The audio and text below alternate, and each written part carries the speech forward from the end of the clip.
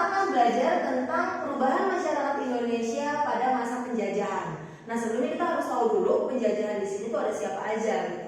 Kita bagi dua kelompok, ada bangsa Barat sama ada Jepang. Nah, di bangsa Barat itu nanti negaranya bukan cuma Belanda gitu, tapi ada juga Portugis, Spanyol, Belandanya sendiri, terus ada Republik Batak, sama ada juga Inggris gitu. Nah, tapi sebelum kita bahas gimana proses penjajahannya, kita nanti cari tahu dulu kenapa sih mereka itu pengen menjajah Indonesia gitu. Nah, kita pertama lihat dari latar belakang kedatangannya. Kita sekarang bahas yang bangsa Barat dulu ya.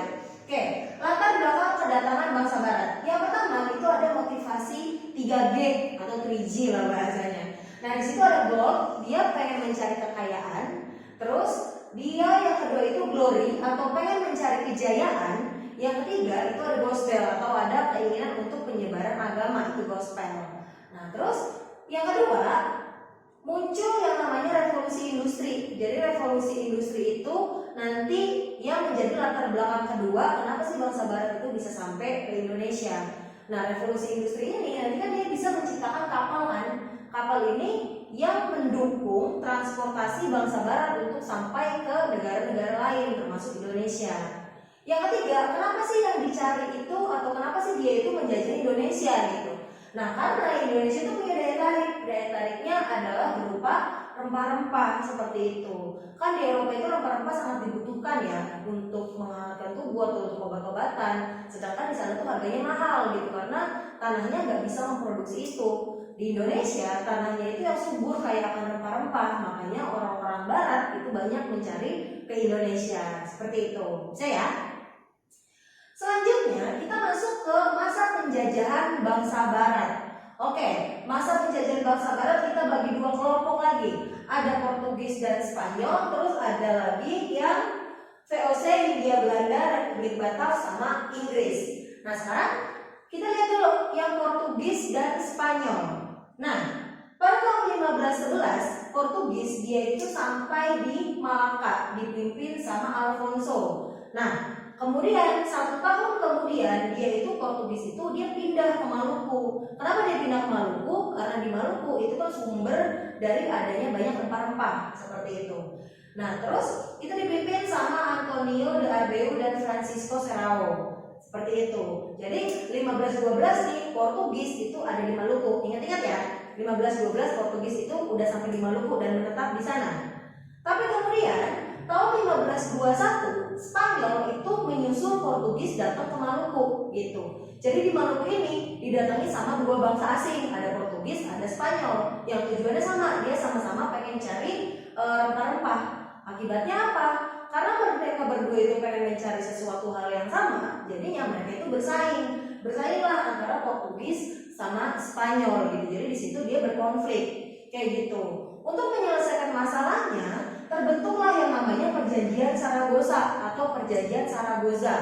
Nah, si perjanjian itu isinya Spanyol nanti yang tadi Spanyol kan datangnya belakangan nih.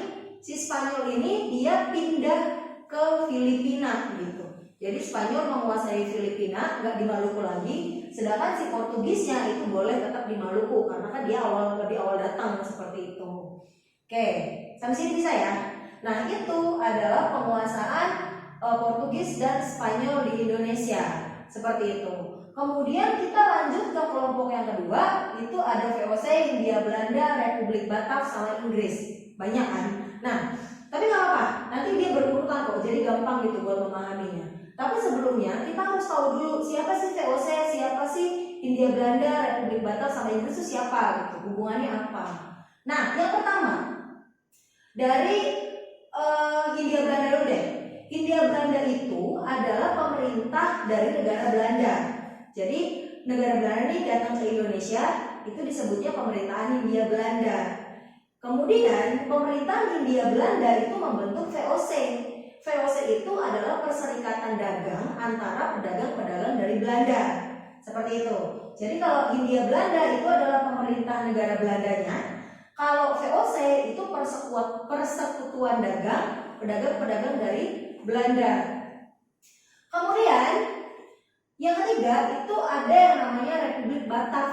Nah, Republik Batak itu adalah Belanda yang terpengaruh oleh Perancis gitu. Kenapa bisa muncul Republik Batav? Jadi ada masa di mana Belanda itu mendapatkan invasi dari Perancis. Jadi Belanda itu diserang sama Perancis. Belandanya kalah, si Perancis itu menguasai Belanda, membuat yang namanya Republik Batav seperti itu. Jadi Republik Batav itu adalah Belanda yang mendapat pengaruh dari Perancis kayak gitu. Terus yang terakhir Inggris.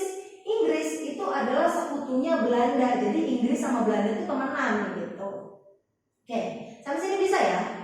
Nah, kita masuk ke masa penjajahannya. Pertama, yang menguasai Indonesia atau yang menjajah Indonesia itu adalah VOC dulu dengan melakukan monopoli dagang. Waktu itu dia dipimpin sama Peter Both. Itu pada tahun 1605 sampai dengan 1799 seperti itu. Nah, gimana sih VOC itu terbentuk gitu? Jadi gini, tahun 1596 Cornelis de Houtman, dia adalah orang Belanda yang pertama kali sampai di Indonesia pada waktu itu di Banten. Kemudian si Cornelis de Houtman ini mulai memperkenalkan rempah-rempah yang ada di Indonesia ke Belanda gitu. Jadi ada masa di mana Cornelis de Houtman itu punya kesempatan buat ngasih tahu ke teman-teman yang di Belanda kalau Indonesia itu banyak rempah-rempahnya. Akibatnya apa? Pedagang dari Belanda nih berbondong-bondong datang ke Indonesia buat jual beli rempah-rempah, buat pedagang rempah-rempah kayak gitu. Jadi Cornelis de Houtman datang, dia disusul oleh pedagang Belanda yang lainnya seperti itu. Karena si pedagang-pedagang itu datang, namanya orang berdagang kan dia pengen cari keuntungan. Maka antar pedagang-pedagang Belanda itu muncul persaingan dagang gitu. Jadi mereka itu melakukan persaingan dagang nih antar pedagang Belanda. Nah, melihat kondisi seperti itu, pemerintah Hindia Belanda itu nggak mau kalau masyarakatnya atau rakyatnya di luar Belanda itu justru bersaing gitu. Akhirnya dibuatlah yang namanya VOC atau Perserikatan Dagang Belanda itu pada tahun 1602 dan ditunjuklah si Peter Both sebagai Gubernur Jenderal VOC yang pertama seperti itu. Awalnya markas VOC itu ada di Ambon, ada di Maluku. Kemudian si Peter Both ini dia mengusulkan kalau VOC itu dipindahin aja ke Jakarta.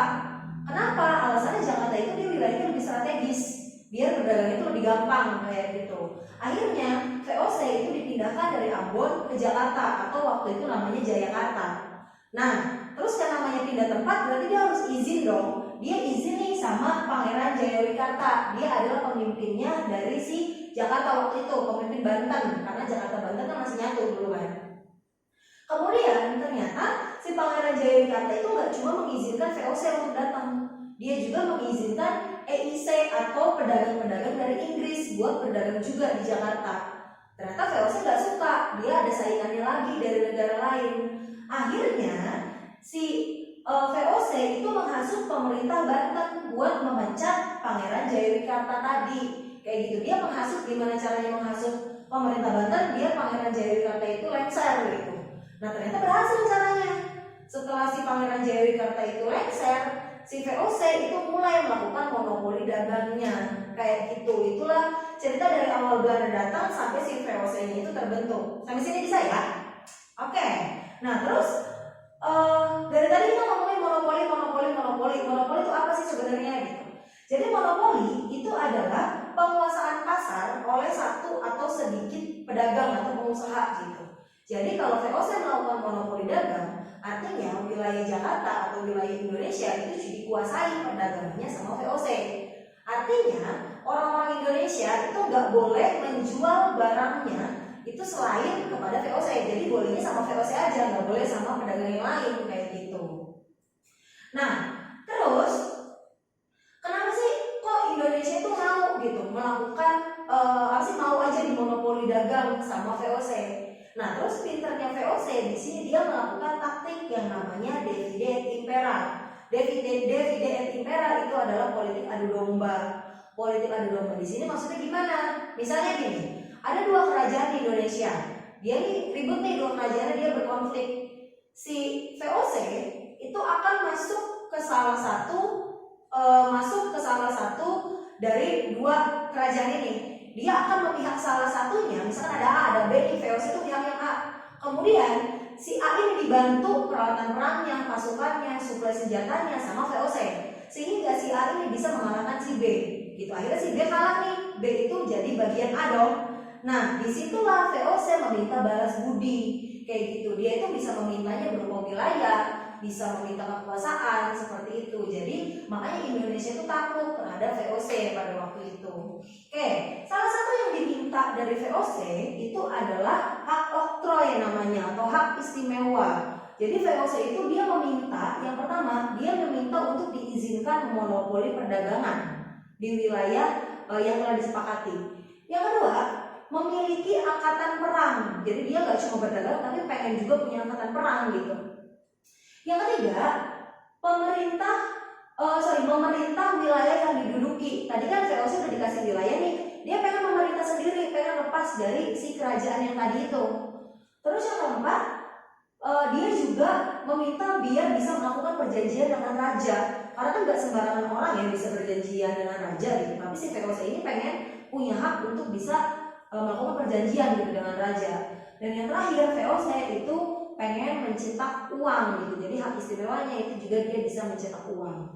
Itu adalah hak oktroy yang dimiliki oleh si VOC. Seperti itu. Nah, terus jadi selama dari tahun 16 berapa tadi? Nah, 1619 itu VOC pertama kali memonopoli perdagangan sampai 13 Desember 1799 VOC itu dia berkuasa di Indonesia. Tapi pada tanggal 13 Desember 1799 VOC itu ternyata bangkrut. Alasannya kenapa? Karena di dalam tubuh VOC-nya sendiri itu manajemennya kurang baik, makanya banyak korupsi di situ sama orang-orang VOC-nya sendiri. Akhirnya VOC-nya itu bangkrut. Nah, akhirnya pada tanggal 1 Januari 1800 Indonesia itu mulai dikuasai sama pemerintah Hindia Belanda gitu. Jadi VOC-nya bubar, Indonesia-nya itu langsung ditangani sama pemerintah Hindia Belanda. Oke, segitu dulu. Bisa ya? Oke, gampang kan? Nanti untuk penguasaan Hindia Belanda dan lain-lainnya kita akan bahasnya di video selanjutnya. Oke, bisa ya? Terima kasih.